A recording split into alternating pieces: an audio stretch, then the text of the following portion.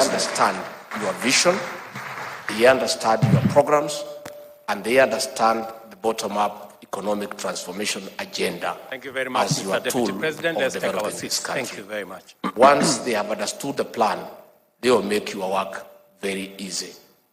With those many remarks, I request you to be upstanding and help me to usher in with class. Mr. Deputy President, Mr. Prime Cabinet Secretary, the Attorney General of the Republic of Kenya, Cabinet Secretaries present, Principal Secretaries, Chairpersons, and Chief Executives of our state corporations, Chairpersons, and Principals of our tertiary institutions.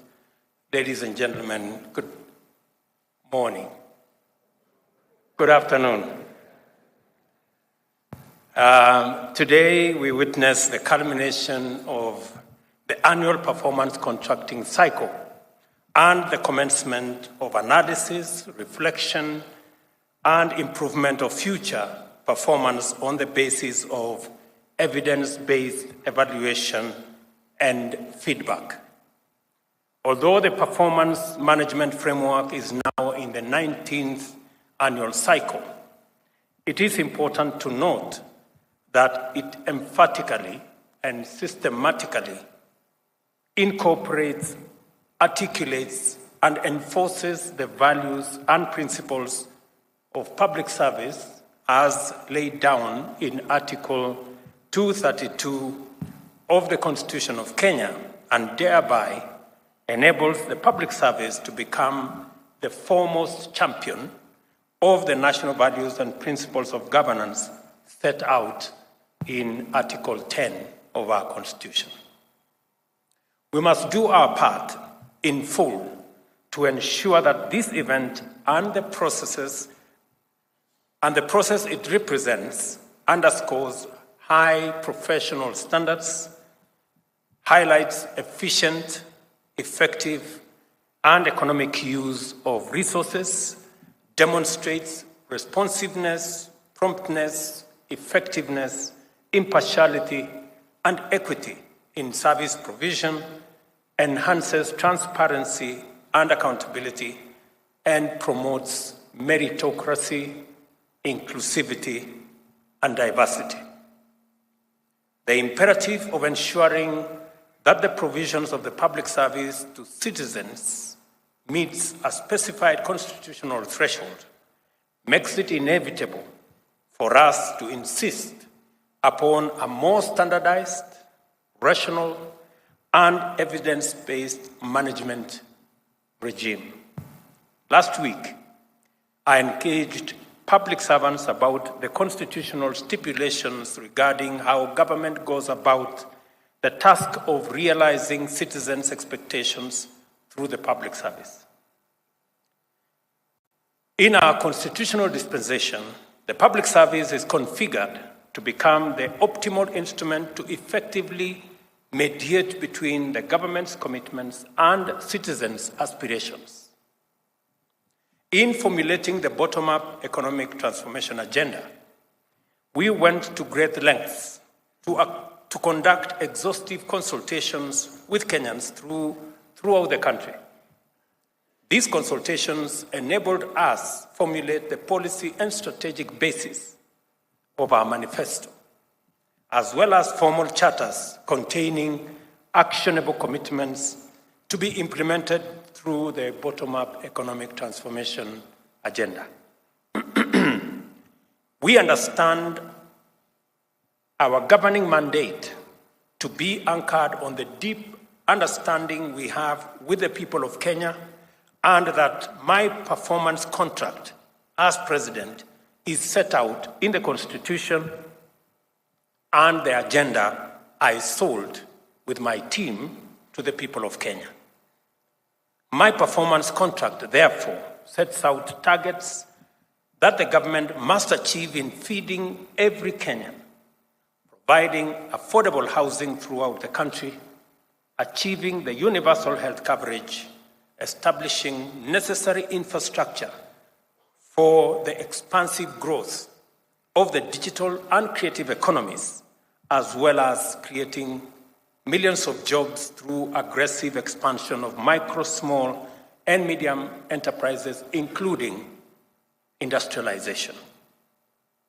In other words, I'm saying that while we have the privilege to serve in the public service, it's not a right. We are close to 700,000 people in the public service out of 50+ million Kenyans. It is a privilege for us, the few of us, to serve in the public service. But that privilege comes with a responsibility on what do we do to create opportunity for the millions who do not have the privilege we have to serve in the public service.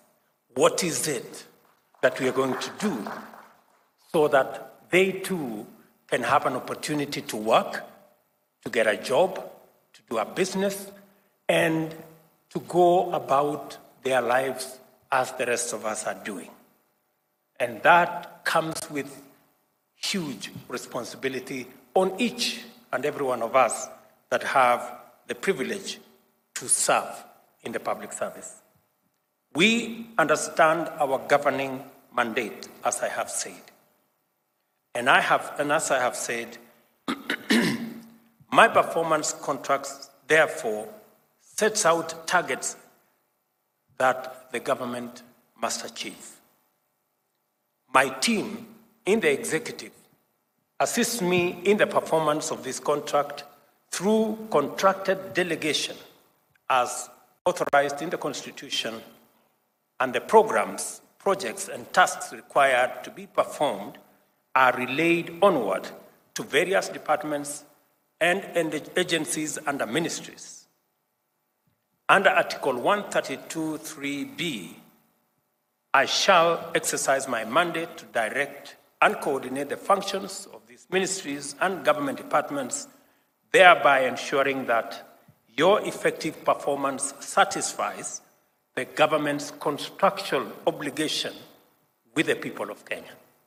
We all have a contract with the people of Kenya, and that contract is going to be effectively measured by performance.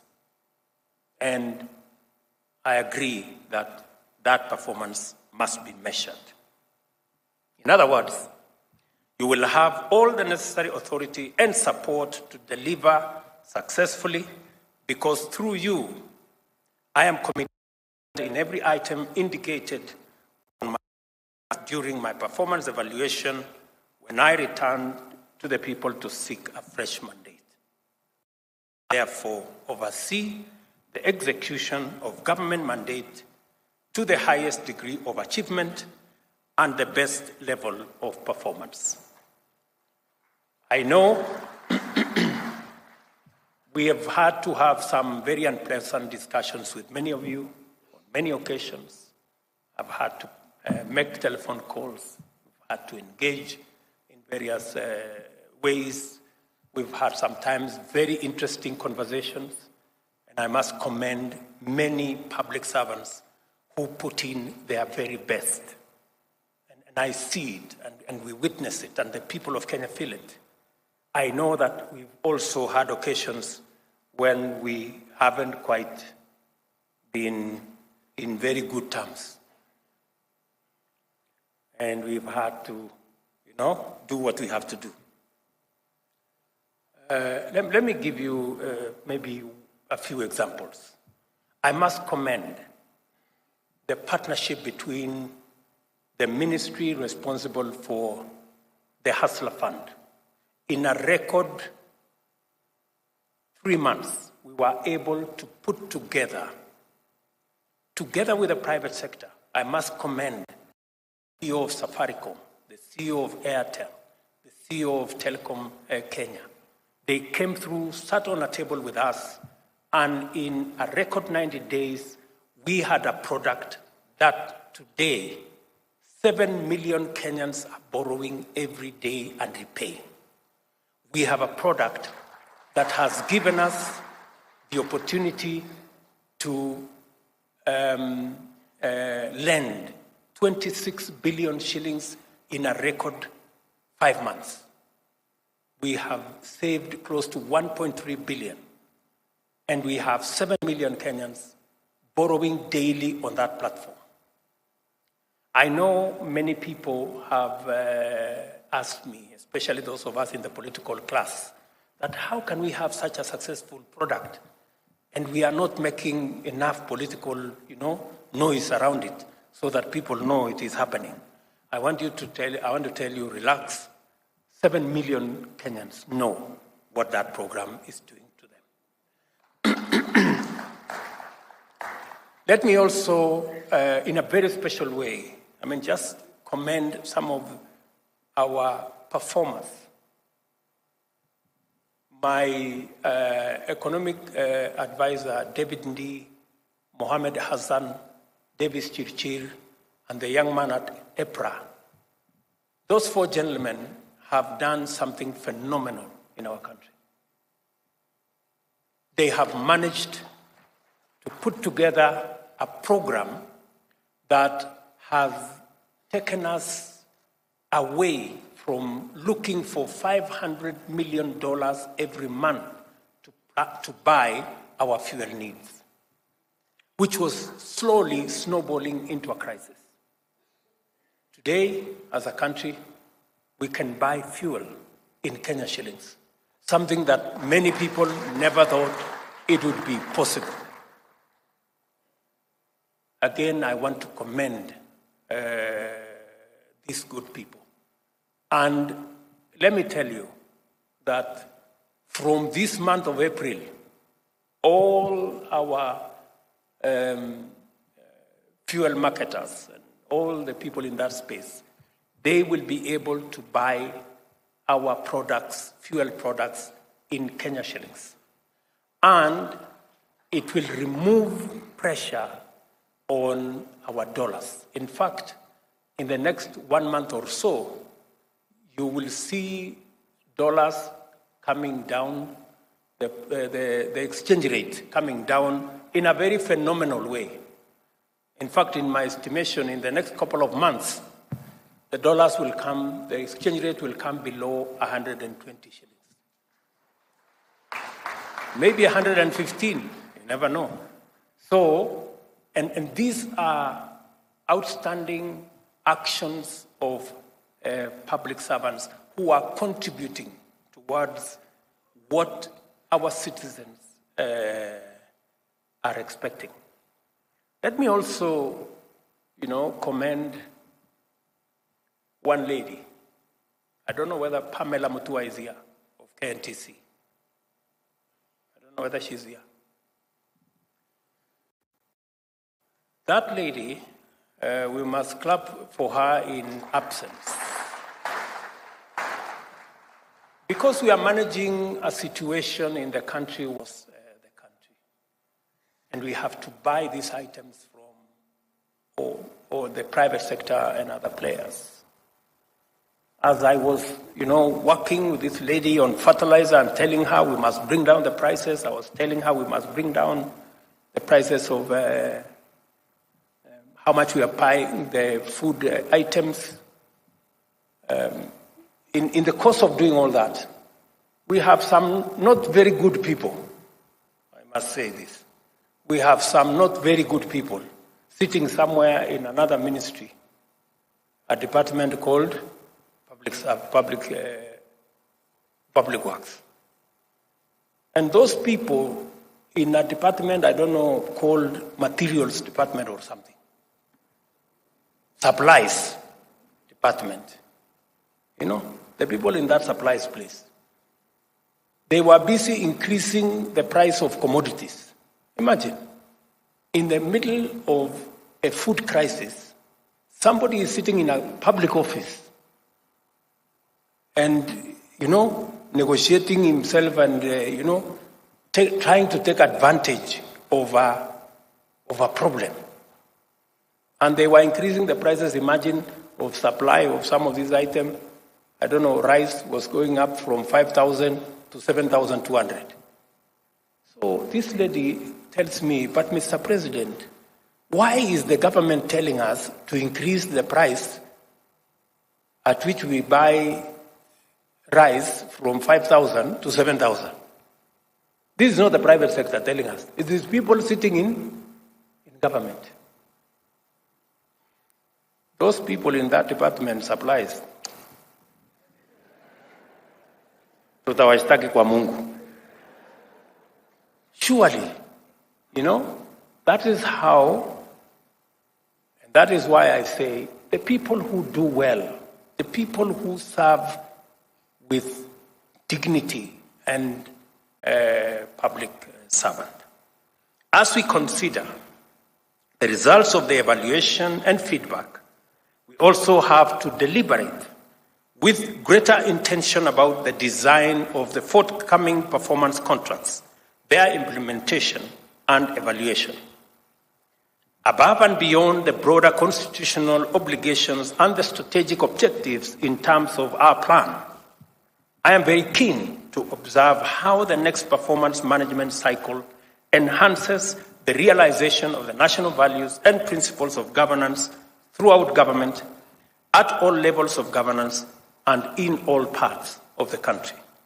In particular, how much the public service affords equal opportunities for men and women, persons from all communities, and persons with disability will be of foremost interest. Equally, critical will be the mainstreaming of a comprehensive agenda for Kenyan youth, including training, apprenticeship, industrial attachment, and internship, access to government procurement opportunities, and entrenchment of the digital and creative economy. Further, it is of paramount importance that the performance management mechanism meaningfully reflects our resolve to enhance efficiency and reach of government services through digitization, automation, and deployment of various information and communication technologies.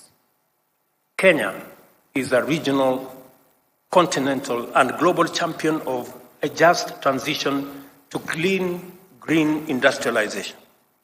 Our credibility in this cause is founded on demonstrable commitment to green up our national power grid, restore degraded landscapes and ecosystems, conserve forests, water towers, wetlands, and other carbon sinks, and promote heavy investment in wind, solar power, and in addition to hydro and geothermal power. We are also promoters of e-mobility and sustainability across every sector.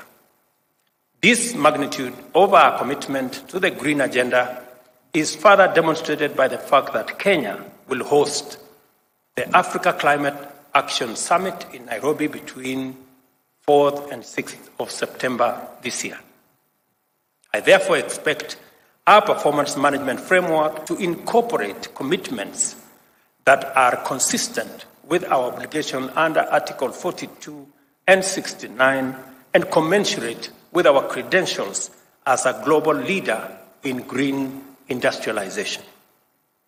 Because of the urgency in delivering our commitments and providing services to the people, the need to ensure that every shilling of our increasingly scarce resources delivers its fullest value, and the requirements of transparency and accountability. The government is determined to reinvigorate performance management as a means of motivating, facilitating, and coordinating the public service in our delivery of the mandate that has been given to us by the people of Kenya. At this juncture, I must emphasize the need to ensure completion of viable, budgeted for, and already commenced projects and programs before we embark on new ones. I ask Cabinet Secretaries, Principal Secretaries, Chief Executive Officers of state corporations, and principals of tertiary institutions to use performance contracts to ensure that projects and programs are completed on time and within available resources. As I have said before, we made a commitment that we are going to steer the country away from the cliff where we were heading in terms of our economy. First initial step was to reduce the amount of borrowing that we were heading in the wrong direction.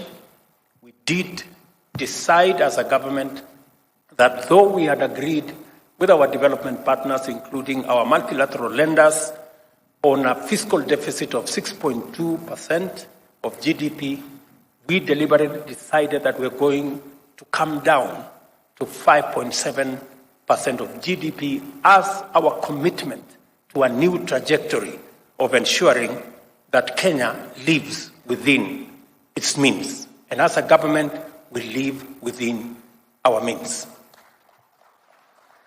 In the same spirit, I have had a candid conversation with the ministry responsible for infrastructure, and the 910 billion worth of projects that were already in some form committed. We've scaled it down, and I had a long meeting with all the agencies under the Ministry of Transport and Roads to scale it down.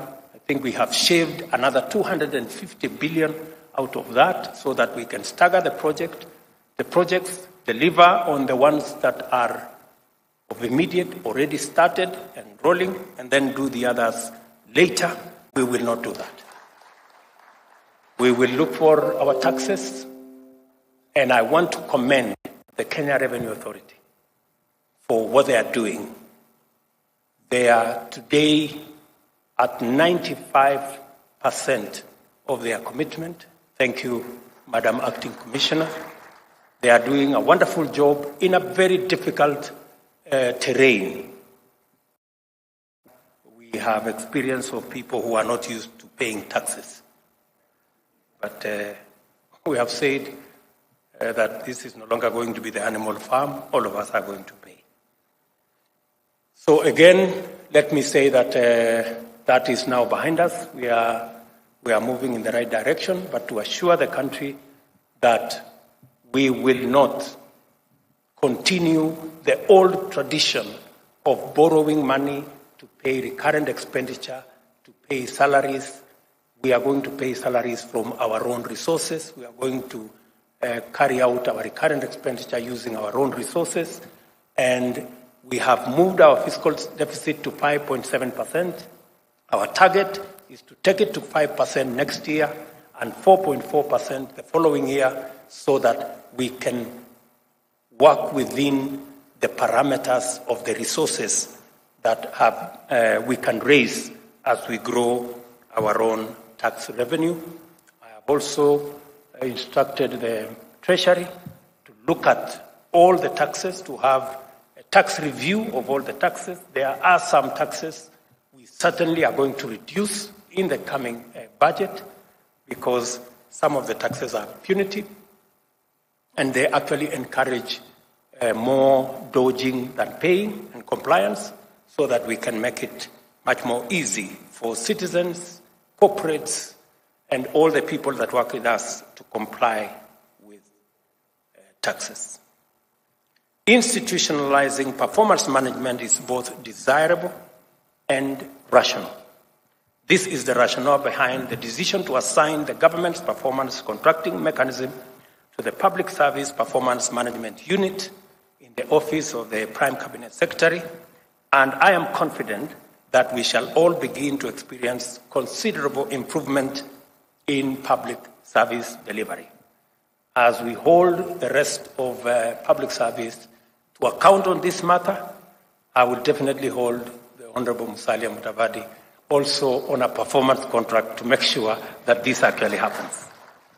I also know that the institutionalization of performance management in government is going to be further anchored in a clear policy framework through the Public Service Performance Management Bill, once it undergoes the necessary developments in readiness for legislation in our parliament. In keeping with our digital agenda, I am delighted to note that the government of Kenya has made progress in developing the government online performance contracting information system. This system will promote efficiency, promptness, and transparency, thereby delivering the possibilities, benefits, and advantages of digital technology to the management of public service delivery. A result-oriented, effective coordination and commitment to go beyond the extra mile must be the new features of our approach to service delivery. Let us each do our part in strengthening a performance culture through the public service. To do this, let us eradicate all practices of sabotaging and discouraging high standards of performance in public service and instead motivate, reinforce, encourage, and support them. Let us also remember that the performance management mechanism is one more platform on which Kenyans will subject our servants to intense scrutiny and align our conduct accordingly. Let me say here again to thank the Senate and National Assembly for acceding to my request that we provide a platform where the people's representatives sitting in Parliament can interrogate our administration by affording a platform for cabinet secretaries to be able to answer questions directly in Parliament. And I am happy that that process is going to begin tomorrow, so that cabinet secretaries can get to the floor of the House, answer questions, the legislature in a mechanism that ensures greater accountability of the government of Kenya, because I am a very strong believer in accountability. It is the same reason that hopefully through the bipartisan process, we can also get our opposition away from street battles and also afford them an opportunity with a leader of opposition infrastructure funded by the government of Kenya, again, to perform their function of holding government to account. We have absolutely no issue. In fact, accountability works best for everybody. Accountability is best when it is anchored around institutions. That's why the institution of Parliament will hold our executive to account. We want to build the institution of the opposition, as is guaranteed in the Constitution, as also another institution to hold government to account, because accountability is actually the measure of any performance of any administration. And I hope that this will be part of the outcomes of the engagement, the bipartisan engagement that we have now agreed on, so that we can move our friends in the opposition from running battles in the streets, unnecessarily destroying people's property, creating chaos and anarchy, back to a civilized place where we can engage constructively and be able to hold the institutions to account. I think we all agree that we are better off with institutions, building institutions that will assist us take the country forward, rather than having running battles in the streets with sufurias on top of heads. The annual performance evaluation results to be released today will form the benchmark for performance in subsequent contracting cycles. Against this, it will be reasonable for Kenyans to expect incrementally enhanced performance in the spirit of continuous improvement. Similarly, time has come for us to brace ourselves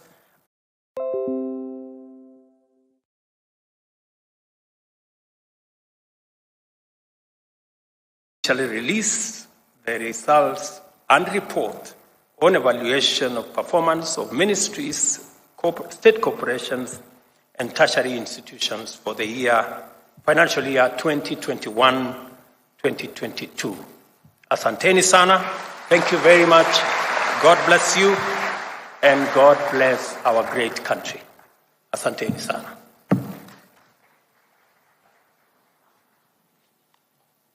Thank you very much, Your Excellency. With your permission, would like to now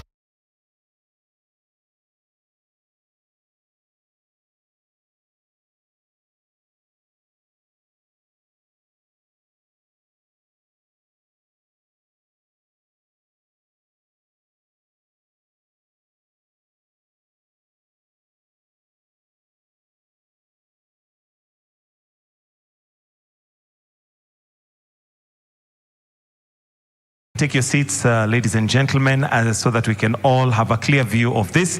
So kindly let's have the video to count down the unveiling of the report.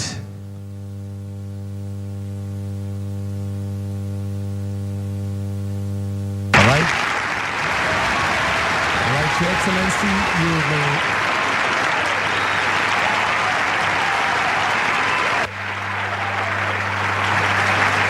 All right. And there we now have the unveiling of the report.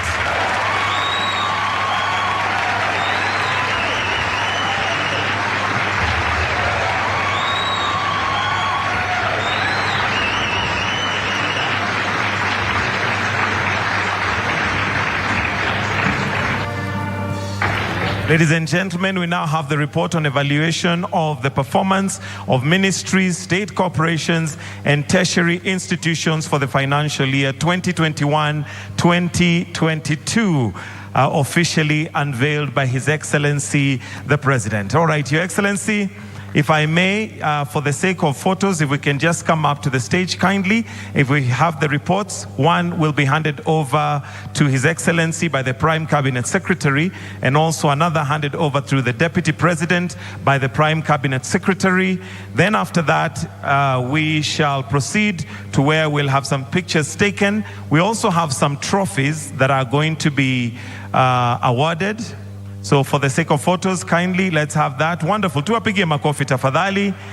Wonderful. One to also be handed over to the Deputy President, and the third one is going to be kept by the Prime Cabinet Secretary. Your Excellency, sir, we also have some trophies that would like to be handed over, and we'll start with ministries. We have 3, and these are the best performing ministries, followed by state corporations and tertiary institutions. So if we can have those trophies and the PS to come and announce them adequately. This has been kept under wraps, so none of us knows them until this moment, which have been the best performing. So we'll have the PS to kindly come and announce each one of them as we now hand over the trophies. We have 3 trophies for the ministries, we have 3 for state corporations, and 3 for tertiary institutions. Madam PS, if you may, we can come on this side kindly, just to make the announcements, as we will then have them handed over.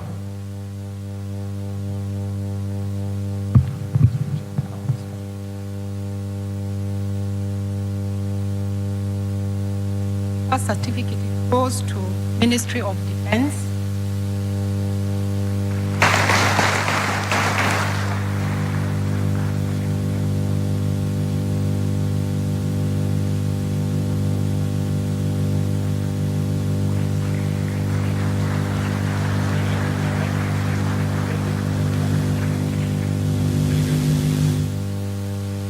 The second goes to the State House.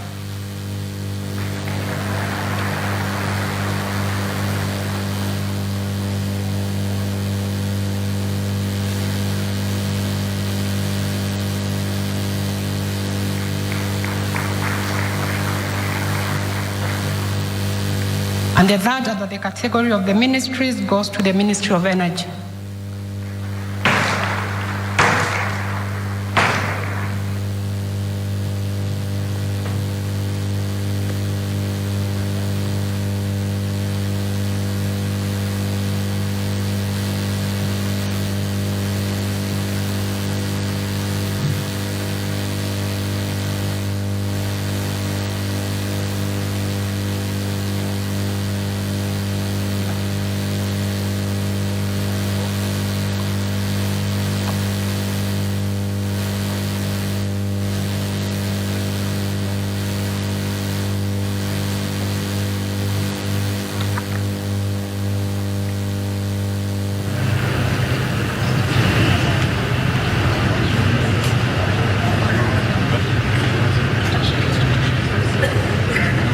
next category is tertiary institutions.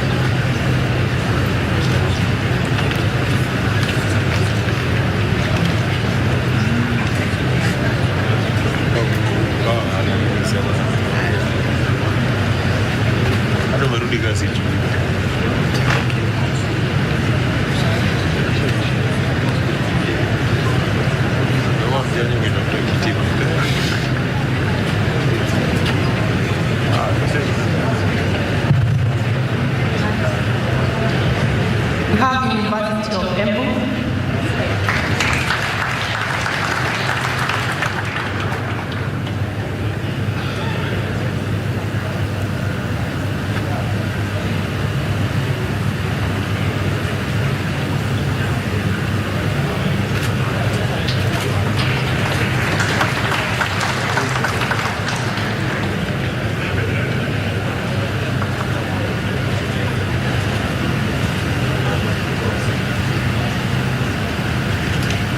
Followed by National Irrigation Authority. National Irrigation Authority.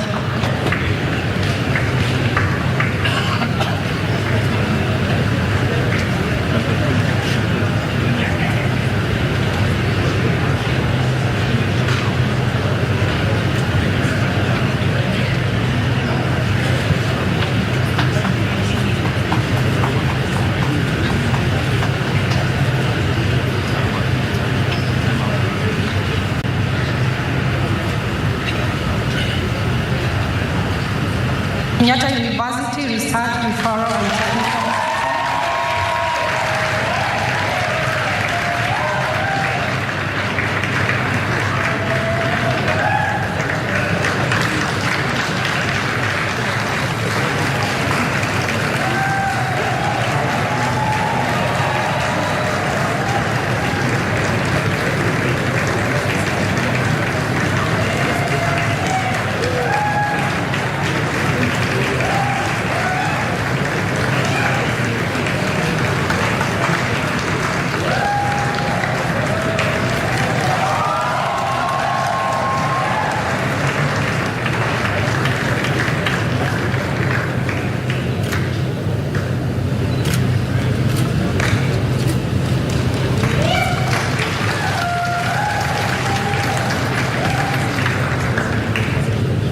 That the recognition of tertiary institutions, the third position, we have Katine Technical Training Institute.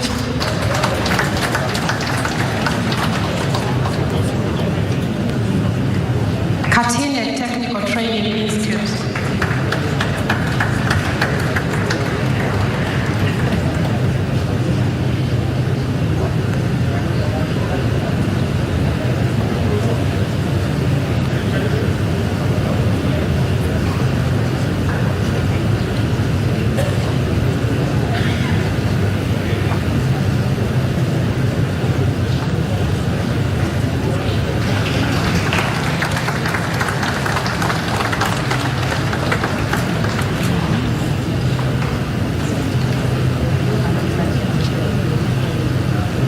Followed by second position, Sigalagal National Polytechnic.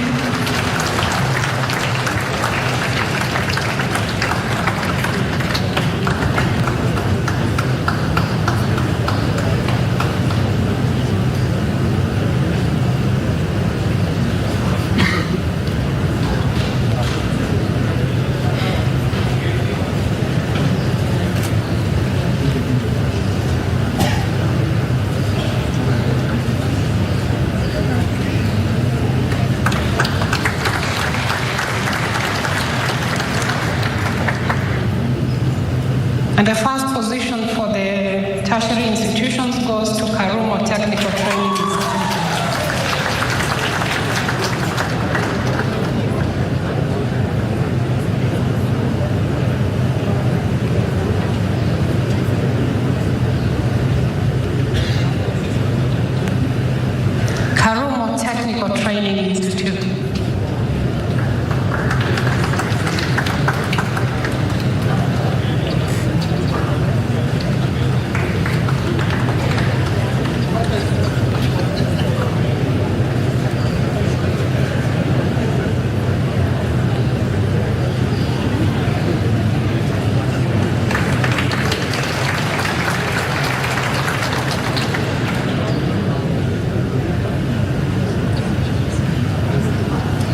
right, Your Excellency, with your permission, would like to have one photo taken of all the awardees with the trophy. So kindly, just one representative from each institution so that we are able to all fit, so that they are holding the trophy. So kindly, just one representative from each institution to now go for the group photo where we have all the awardees with His Excellency the President, the Deputy President, and the Prime Cabinet Secretary. So all awardees, just one representative from each institution with their trophy. Tuwapongeze tena tafadhali kwa makofi. Congratulations for a job well done. After that photo, Your Excellency, we have one more gift that is to be presented to you by the Prime Cabinet Secretary, so I'll invite him to just come and hand over the gift to you. The rest of us can kindly exit the stage as we now have His Excellency receive an award from the Prime Cabinet Secretary and from the office.